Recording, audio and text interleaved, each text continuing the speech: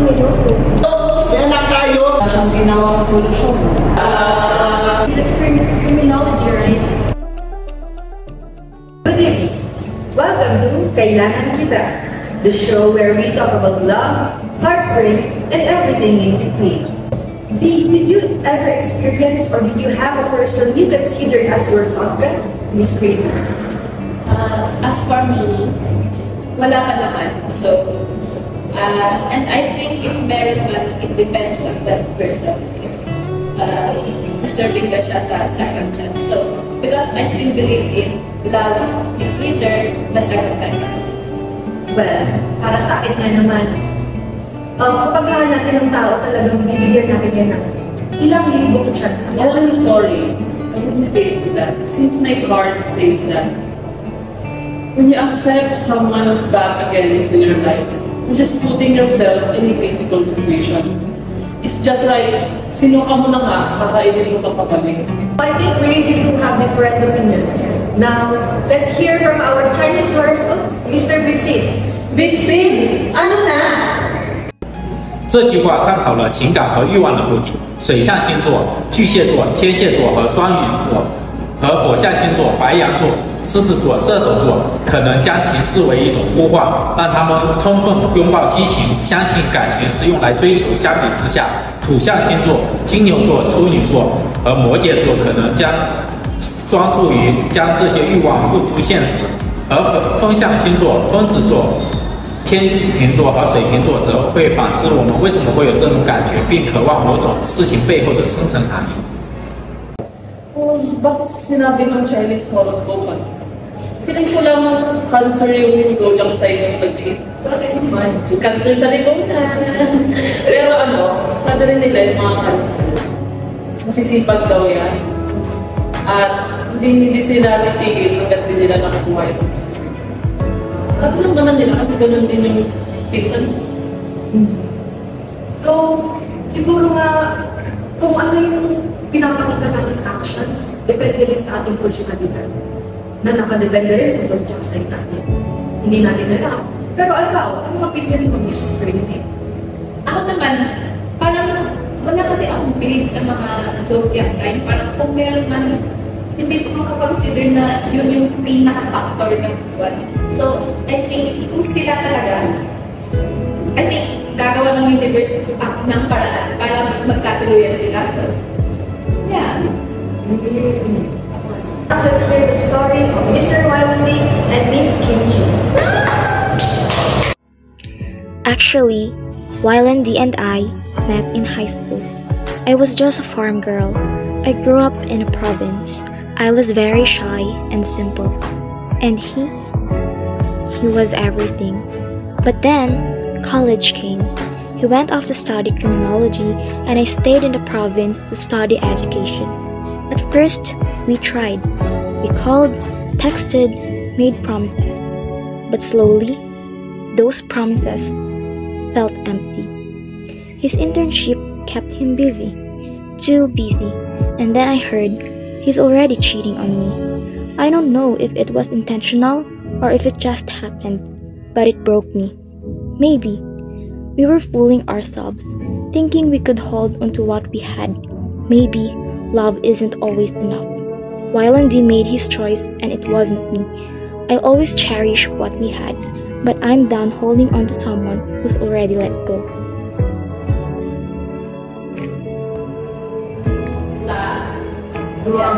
Para sa akin, sasabi ko sa side ni Kimchi ay napakahirap para sa kanya ang magdesisyon.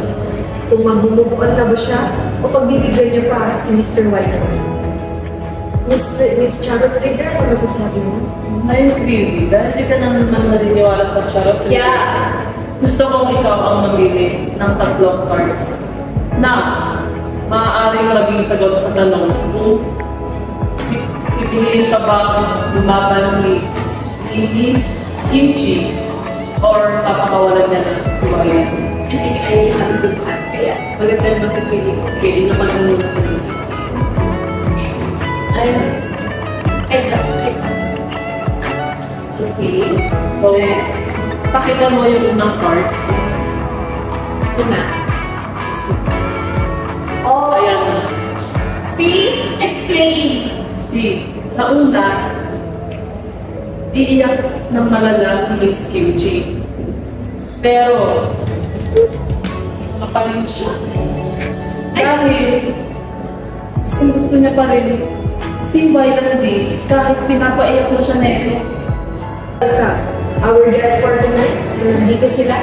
Mr. Wailandi, pakinggan natin ang story, side of the story. Finally, Miss Wailandi. Miss Wailandi. Ikaw pala si Wailandi. Ay, ex! Ganda mo. Tanong ko sa inyo, kamusta naman kayo after ilang years na hindi kayo nagkita? Mr. Wailandi? Masaya naman, pero masaya lang akong kasama ko sa buhay ko. You're still the same bolero Wailandi. Actually, okay naman ako. Life is good. As you can see now, I am a licensed professional teacher. But, there's still in me na nagtatanong, bakit ginawa sa akin yun? Bakit ako niloko? Bakit ako sinaktan? At bakit ako pinagpalit? So now, in line with that question, Parang my ex and twice yung kaya pero, since sabi niya na nga, may mga tanong pa. Ngayon, pakinggan naman natin yung side ni Mr. Wailandi. Mr. Wailandi? Ano ba ang nangyari? Actually, hindi ako siya iniwan. Kaya lang ako umalis. Para may future tayo. Alam mo ba yun? Hindi na makakailang love. Pero kung may pera tayo, I can give you everything. Kahit buhay ko. Pero Mr. Wailandi, kung yan ang iyong rason, bakit ka nag-cheat? Bakit mo siya niloko? Anong rason? Meron kasi kami isang krimen. May kaibigan ng forensic. Umiiyak yung kapatid niya. So dinamayan ko. Piyakap ko. Naging kami. Mayaman siya. Gusto ko ng malaking sasakyan. Kaya, anong motor? Para sa future namin yun. Hindi ba para sa iyo lang yun at dinadamay mo lang siya sa mga luho mo? Anong dalihan lang yun? Baka sakyan yun ako. Sasakyan kita sa lahat ng gusto mo. Sasakyan kita, basta sasakyan, uri na ko. Gusto niya talaga ay dahil sa mga makamundong pagkarasa. Hindi ba, Wailandi? Hindi pag nagustuhan mo rin naman ako maraming katawan mo. So, teka lang, Mr. Wailandi. Base sa mga sinabi mo, parang may naririnig akong sinasabi ng mga words. May nararamdaman ako. So, please, Mr. Wailandi, may tulutan mo ako. Umunod ka ng 5 hearts. Kasi sa card na to, ito ang mga totoo nangyari. So, una, hindi alam ni Mr. Wailandi ang kanyang gagawin. Dahil wala ka sa kanyang tabi, si Miss Kimchi. Tulirong-tuliro si Mr. Wailandi. Kaya naman, naghanap siya ng backup. Kasi hindi niya maramdaman ang mga yakap na kailangan niya ng mga panahong iyon.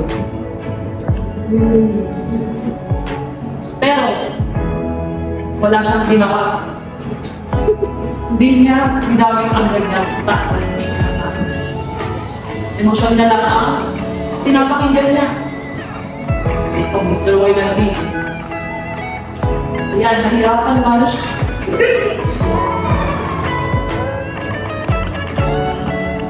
Parang may iba. Si Charles Reader. Charles Reader, ano yung nangyari sa'yo? Ito lang, may sinasabi ko talaga. Ano sinasabi? Ano ibig sabihin ko? Ano bang ibig sabihin? Huwag kang sabihin, ano bang talagang meron sa amin? Miss Kimchi, sasabihin ka ba na kailangan malaman ng lahat dito? Nakalaman ni Mr. Wailandi ang lahat. There's actually something that happened between us. Lino! Wailandi! Sino siya? Sino siya? She's our daughter! Kaya anak tayo. Yung bakit hindi mo sinabi? Dahil hindi mo deserve malaman! Deserve ko. Para Hindi mo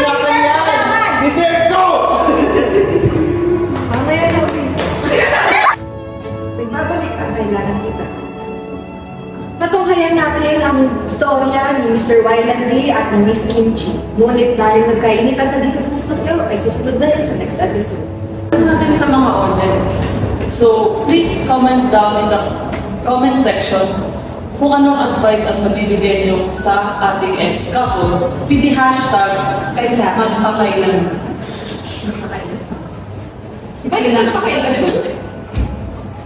Magpakailanman. Bakit magpakailanman? Kasi kailangan nakita yung kanina. Hindi, ano yung hashtag program ko? KK na lang. Ay, Kailangan. KT. KT Podcast. Oh, sige. KK